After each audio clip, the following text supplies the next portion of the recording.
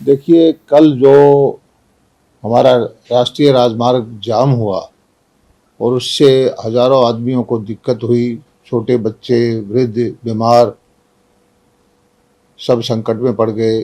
कोई भी सभ्य समाज का नागरिक इसके समर्थन नहीं करेगा और हाईवे जाम करने का किसी को हक नहीं है।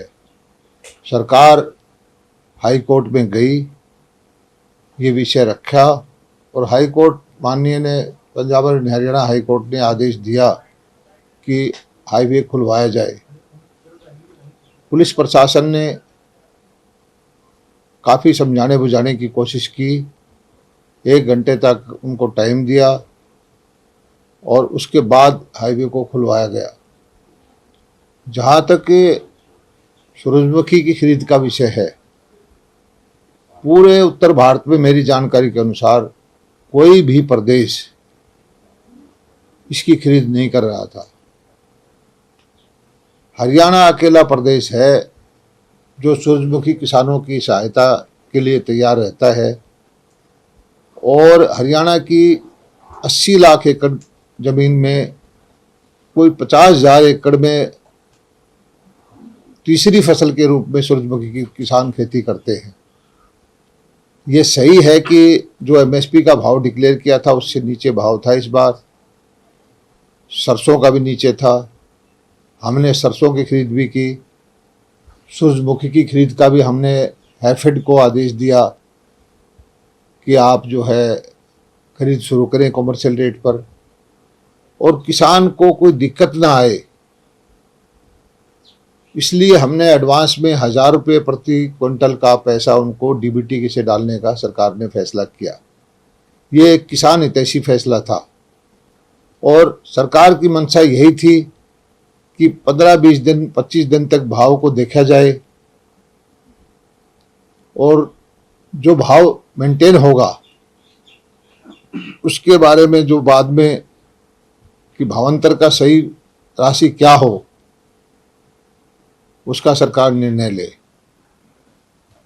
लेकिन दुर्भाग्य की बात यह है, हम किसानों के हित में फैसला लेते हैं लेकिन कुछ किसानों के नाम पर राजनीति करने वाले लोग,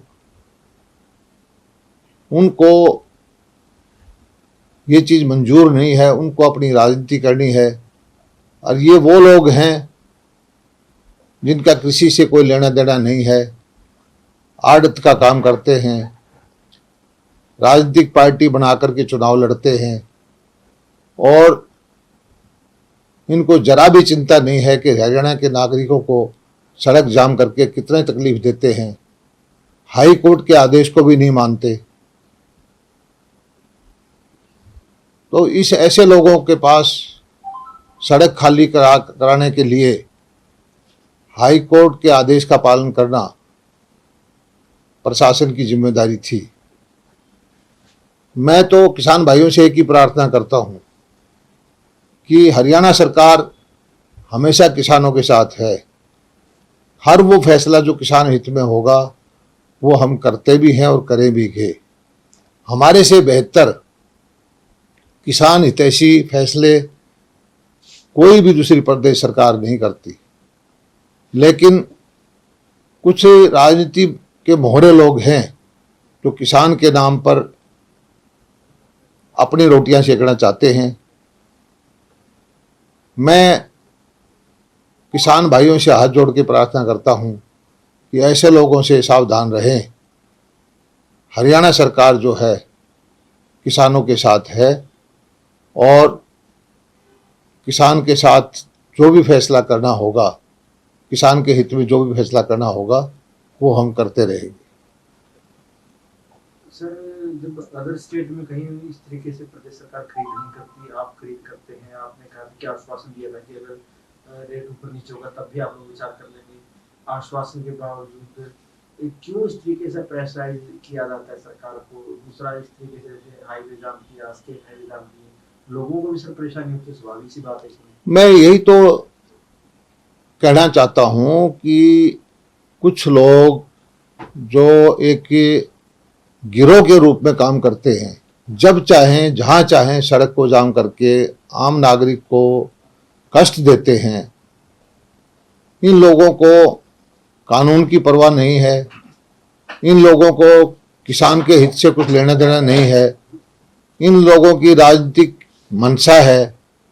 ये विपक्षी पार्टी के नेताओं से इनका संपर्क है और ये किसान को हित के ना देखने के बजाय निजी हित देखते हैं। ऐसे लोगों से जनता को सावधान रहने की जरूरत है। सर, राकेश जी कहते हैं कहा कि आंदोलन बड़ा होगा, लाठीचार्ज किया सरकार ने और बड़ा आंदोलन करेंगे, तो कैसे हैंडल किया जाएगा उसको? मेरी जानकारी के अनुसार सिर्फ पानी की बौछारें छोड़ी गई थी और अगर आप राष्ट्रीय राजमार्ग को बंद करेंगे और माननीय उच्च न्यायालय के आदेश को भी नहीं मानेंगे तो सरकार के पास और क्या विकल्प है कि वो बंद रहने दे राष्ट्रीय राजमार्ग को, हजारों लाखों लोगों को तकलीफ में छोड़ दें। और उनको कौन सा कानूनी अधिकार है जब चाहें राजमार्ग को बंद कर दें। सर, आप कह रहे हैं कि ये जो राजनीतिक पार्टी बना ली आड़ती है, सीधा सीधा इस पूरे मामले में जो कल का घटनाक्रम है, सूरजमुखी की जो खरीद हो रही है वो एफएड खरीद कर रही है मंडियों में। हमने की मंडी में कल सर 104 काफी खरीद हुई है। मतलब देखिए, किसान की मैंने पहले जानकारी दी है कि हरियाणा के अंदर कृषि की 80-90 लाख भूमि है जिसमें खेतीबाड़ी होती है।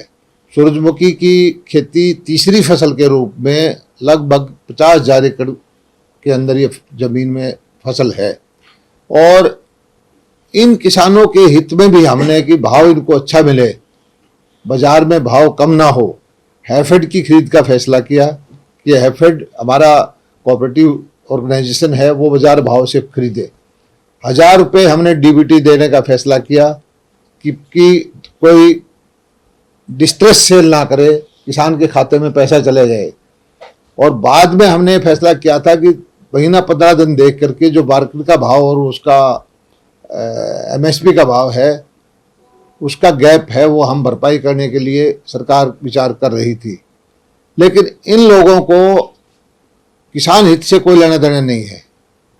इन लोगों को हमेशा जल्दी रहती है कि अपनी राजनीति चमकाएं, सड़क जाम करें और उच्च न्यायालय के फैसले को भी ना माने।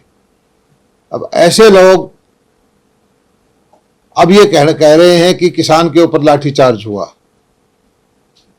उनको ये भी बताना चाहिए कि उनको ये राष्ट्रीय राजमार्ग को जाम करके हजारों लाखों आदमियों को संकट में डालने का अधिकार किसने दिया है। सर, विपक्ष जो है वो उनका साफ तौर पर कहना है कि जो एमएसपी रेट है 6400 रुपए, उसको सरकार को देने में क्या दिक्कत हो रही है। और 4000 से लेकर 4800 का जो पैमाना तय किया गया है, ये किस आधार पर तय किया गया है? 6400 रुपए जो एमएसपी। विपक्ष से मैं एक चीज पूछना चाहता हूं कि वो बताए, वो शासन में रहे, उन्होंने कौन सी चीज की डीबीटी दी थी, कौन सी फसल उन्होंने एमएसपी पे खरीदी थी, उनके वक्त में कितनी फसलें खरीदी गई थी, और उन्होंने कब सूरजमुखी, कब सरसों, कब बाजरा का भावांतर दिया था।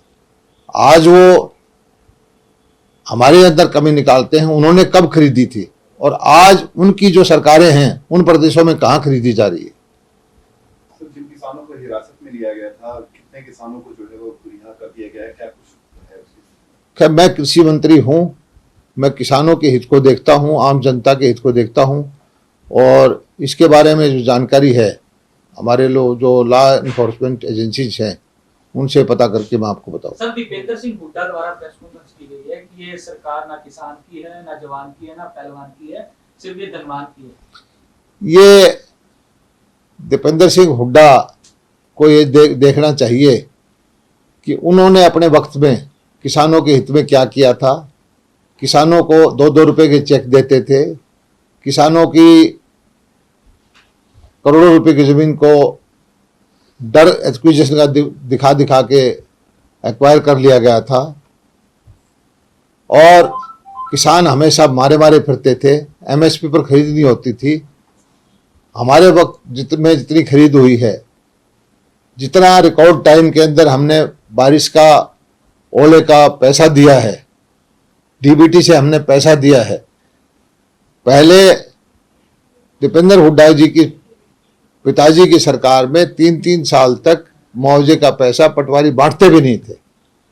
तो नीतियां बना करके हम सुधार कर रहे हैं। वो अपना राजनीति करना चाहते हैं वो करें, लेकिन किसान को पता है कि जितना किसान के हित में हमारी सरकार ने काम किया है इतना पहले कभी नहीं हुआ। सूरजमुखी फसल खरीद जो है वो शुरू कर दी गई है सर, क्या कितने दिनों के लिए खरीद शुरू की गई है, क्या कुछ तिथि? सूरजमुखी मैंने आपको बताया कि है 50,000 एकड़ के अंदर। जो किसान लेके आएगा, हमने हमारी एफेड को आदेश दिया है कि कमर्शियल रेट पर उसको खरीदे। और एफेड ने पहले 4600 में खरीदी, फिर 4700 में खरीदी, फिर 4800 में खरीदी। हो सकता है कि भाव ना मिलेगा तो ऊपर तक 5,000, 5,500, 6,000 तक भी खरीद ले, और तभी हमें पता लगेगा कि असली जो भावांतर भरपाई का पैसा क्या मिलना चाहिए।